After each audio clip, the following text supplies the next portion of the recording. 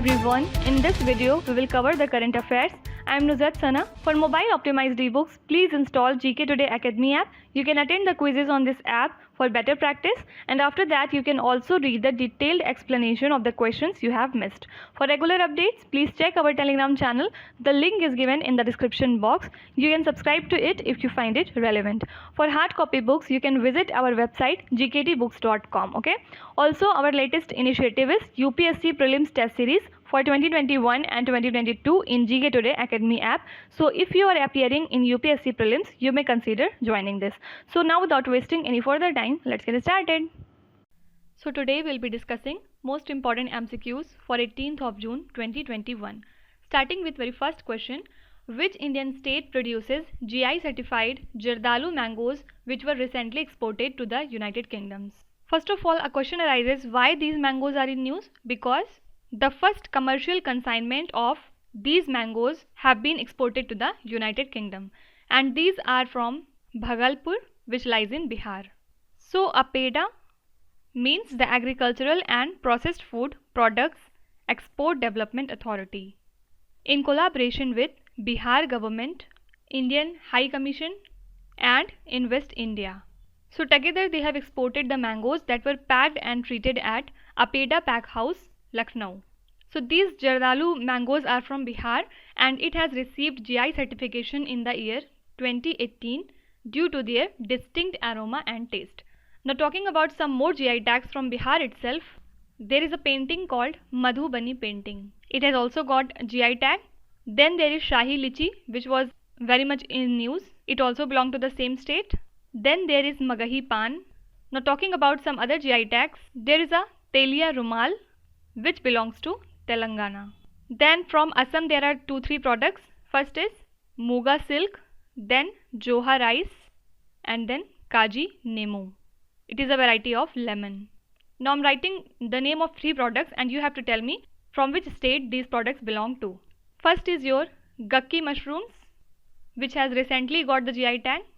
Then second is Arabica coffee, and the third is Robusta coffee. Do not forget to write your answers in the comment section. Question number 2. Which institution released a consultative document on regulation of microfinance? So recently it has been released by Reserve Bank of India, and this is in line with the announcement of RBI in the 5th bi-monthly monetary policy statement. So this suggested framework is aimed at protecting the microfinance borrowers from over-indebtedness, and it also aims to enable competitive forces to bring down the interest rates so as to lower it. And the proposal include a common definition of microfinance loans. Then there should be no prepayment penalty, etc. So these suggestions have also been included in it. Now talking about RBI, few days back a report from RBI says that India's forex reserve has crossed now $600 billion for the very first time, and with this it becomes tie between India and Russia because their forex reserve was more or less same. And also recently RBI has appointed its 4th deputy governor, and who is he? T. Ravi Shankar. Also it has extended the already appointed deputy governor M.K. Jain's term for 2 more years now. And as we know that there are 4 deputy governors in RBI, so apart from these 2, third is M. Rajeshwar Rao and 4th is M.D. Patra. Now RBI governor is Mr. Shaktikant Das. One question for you, you have to tell me he comes on which position in the RBI governors list. Do let me know in the comments. Question number 3. Which state announced 1 lakh rupees relief to each BPL family that lost earning member due to COVID? So recently, Karnataka Chief Minister B.S. Yediyurappa announced 1 lakh rupees relief to each family who are under BPL and who have lost an earning, or you can say adult member, due to COVID-19. So this decision will benefit around 25,000 to 30,000 families. So together they incur an expenditure of nearly 250 crore to 300 crore rupees to that state. Now Karnataka was also in news because it is to set up a flour processing center. Why? So as to convert the unsold flowers into its useful products. Then it was also in news because it was decided that Karnataka is set to host the second edition of Khelo India University Games. Apart from these two, Karnataka is also in news because of its DBT mobile application. Why? To transfer the fund directly to the beneficiaries. Okay. So this question we have done in the previous lecture. If you want to know more, you can refer to that. Question number 4. Which institution has been granted powers to supervise the RIAs, means Registered Investment Advisors? First of all, what do you mean by RIA? Actually, it is a type of firm, or you can say any person who advises the individuals on investment and manages their portfolios. So basically they have fundamental obligation to provide investment related advice to its client. And which type of advice is that? Which always works in the favor of their clients, or you can say it always act in their client's best interest. Fine. So at present these functions are discharged directly by SEBI, but now SEBI has appointed BASL, that is BSE Administration and Supervision Limited, to grant recognition to registered RIAs. So actually this is a subsidiary of BSE, means Bombay Stock Exchange. So now it means that SEBI is making the BASL responsible for all the RIAs. Can you tell me what is the full form of IFSCA? If you know, then please write down in the comment section. Question number 5. Which country has announced to launch the world's first wooden satellite, Visa Woodsat? So basically it is a nano satellite and also the first wooden satellite to be launched to space by the end of this year. From which country? New Zealand. So this is a cube shaped structure, as you can see in this image, and it is made of birch plywood, and its sensors have been developed by ESA, that is European Space Agency. And this satellite would be launched from a rocket Electron, which is developed by Rocket Lab, which is an American space company. Now New Zealand was in news because it has celebrated its Anzac Day in the April month, because Anzac Day is celebrated on 25th of April every year in two countries. And which are the two countries? Australia and New Zealand. Why they celebrate this day? Because they treat it as National Day of Remembrance that commemorates all the New Zealanders and Australians who have died in wars or some type of conflicts. Now New Zealand was also in news because it has passed Miscarriages Bereavement Leave Law. What is this? So under this, mothers and their partners who have lost their child due to some type of miscarriage or stillbirth, they have a right to paid leave, because obviously this would be a very tough time in their lives. So that's why New Zealand has passed this law. And please remember that with this, New Zealand has become the second country to pass this law. And which one is first? Our India. Question number 6. When is the World Elder Abuse Awareness Day observed by the United Nations every year? So we celebrate this day on 15th of June every year, and this was initiated first of all by INPEA, means International Network for the Prevention of Elder Abuse. So first time we celebrated this in 2006, and after that UN General Assembly passed a resolution in this regard in the year 2011. So what was the theme of this day for this year?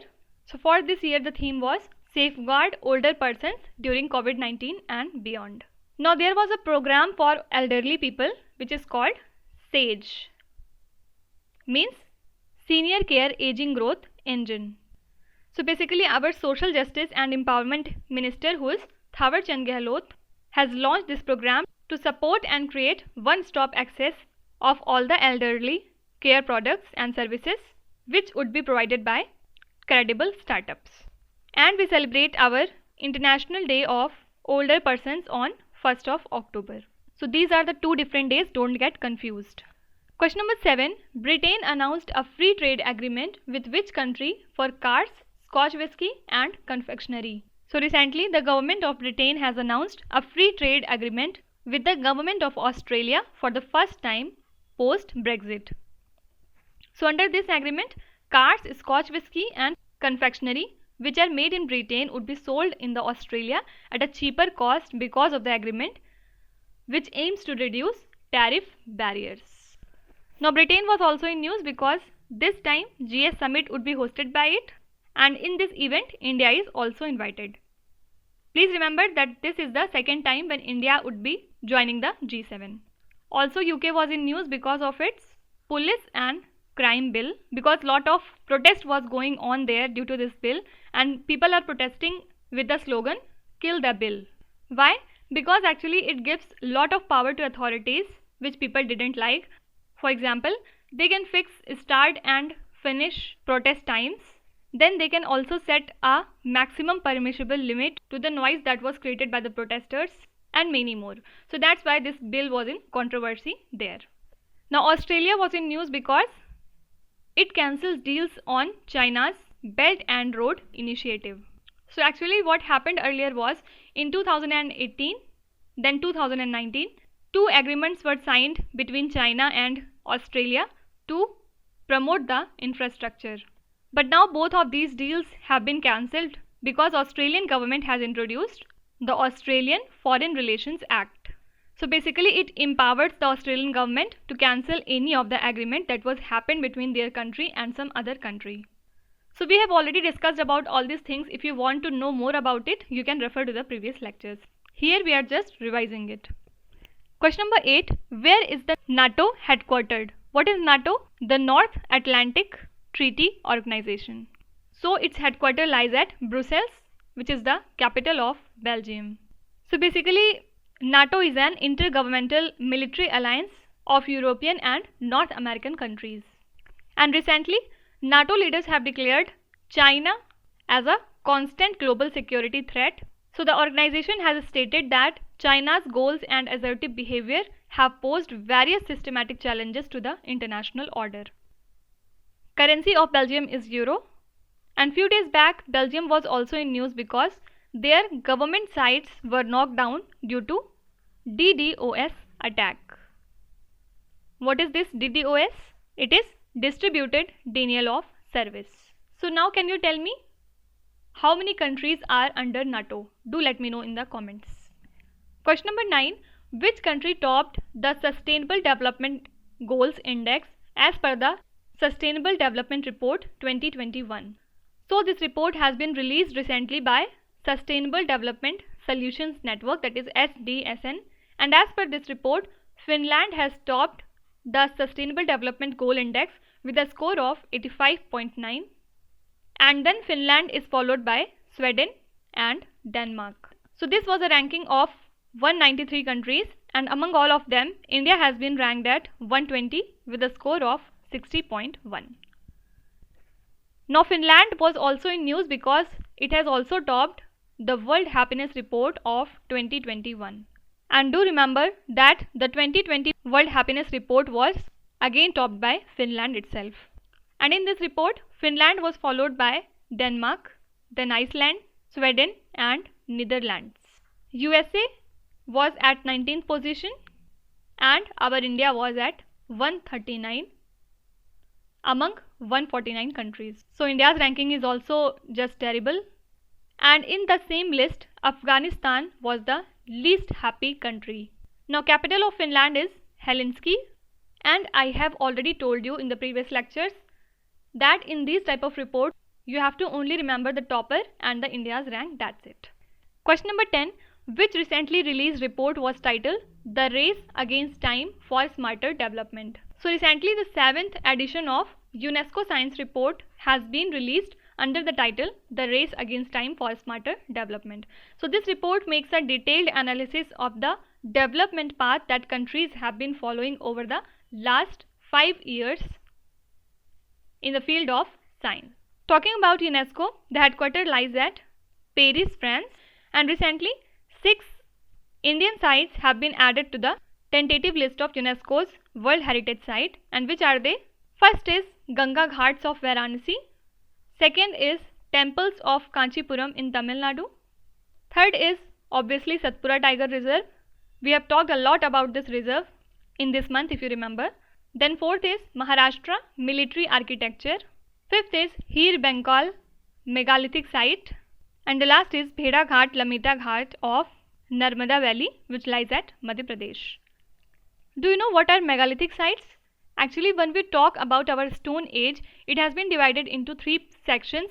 First is Paleolithic, then it is Mesolithic, and then third is Neolithic. Okay, so the older one is Paleolithic and the latest one is Neolithic. So this Mesolithic site has most important feature called megaliths.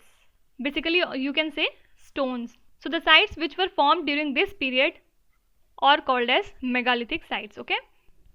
Question number 11. ISIpedia, the online portal seen in the news recently, is associated with which field?